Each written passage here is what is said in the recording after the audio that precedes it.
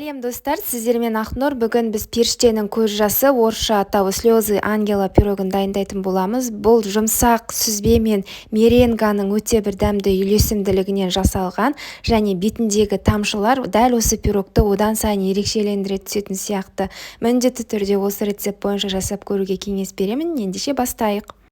Ең әуелі ұнға тоңазғыштан шыққан қатты сары май саламыз және қант қосып, барлығын үгетіп, жақсылап, біркелкі етіп араластыратын боламыз. Мінекей дәл осылай ұн мен майды үгетіп араластырамыз. Әрі қарай бір шай қасық қопсытқыш қосып, тағы бір араластырып жібереміз.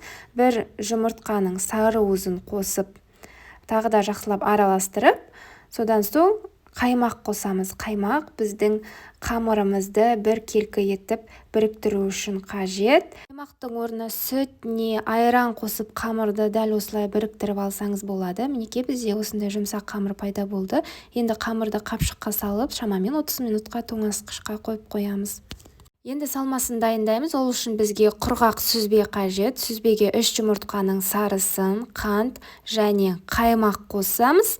Барлығын жақсылап шанышқының көмегімен езіп араластырып алатын боламыз. Енді біздің сүзбелі салмамыз сәл сұйықтау болады. Сол себепті салмамыздың үстіне ұн немесе жарма қосамыз және тағы да жақсылап араластырып алатын боламыз. Мен ұн қостым. Енді арнайы осындай формаға жаңағы тоңазытқышта дайын болып тұрған қамырымызды осылай жаза отырып салып шығатын боламыз. Менің формамның диаметрі 22 диаметрлік форма, 24 диаметрлік формаға жасасаңыз да болады.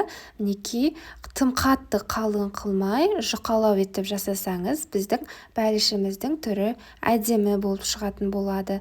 Міне біркелкі болу үшін жан-жағын шанышқымен әдемілеп шықтым. Әрі қарай жаңағы салмамызды біздің бәлішіміздің ортасына салып құятын боламыз. Әрі қарай тегістеп, алдын ала қызып тұрған пеште шамамен 30 минут пісіріп алатын боламыз. Осы уақыт аралығында міндетті түрде құрғақ ыдысқа жаңағы 4 жұмыртқаның ақуызын миксерлеп алатын боламын. Аз-аздан қант қосып, миксердің жылдамдығында жайлап арттыра отырып миксерлейтін боламыз. Мінекей біздің массамыз дәл осылай ағарып, үлкейе бастайды. Қантты міне мен аз-аздан қосып, миксердің жылдамдығын арттырдым. Бізде дәл осындай масса пайда болу керек. Төңкерген кезде ағып кетпейтіндей қою болу керек. Мінекей шамамен 30 минуттан соң мен бәлішімді пештен алып шықтым. Бәліштің жан-жағында қамырлары, беті сәл қызарып пісіп. Енді осының үстіне жаңағы дайындаған меренганы толықтай жағып шығатын боламын. Бәлішімді суытқан жоқпын. Дәл ыстық күйінде бірден тез-тезден жағып шыққаныңыз дұрыс болады. Әрі қарай лопатканың немесе қасықтың көмегімен әдемілігі үшін осындай толқындар салып шығатын боламын. Әрі қарай шамамен 5 минутқа тағы да пешке салып пісіріп алдым. Бетіндегі меренгасы қызарғанша пісірдім. Осымен біздің бәлішіміз міне пештен шықты. Формасынан шешпейміз. Дәл осындай ыстық күйінде бетін осындай үлкен ыдыспен жауып қоямыз. Шамамен 1,5-2 сағатқа дейін толық суығанша осындай ыдыспен жауып қою керексіз. Ыдысты ашуға болмайды. Осы арқылы біздің бәлішіміздің бетінде тамшылар пайда болады. Мінекей 1,5 сағат уақыт өтті.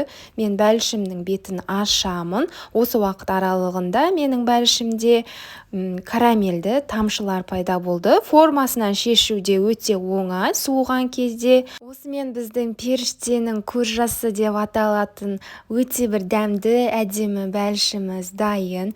Бетіндегі карамельді тамшыларды дәл осы бәлішке үйлесіп кеткендей.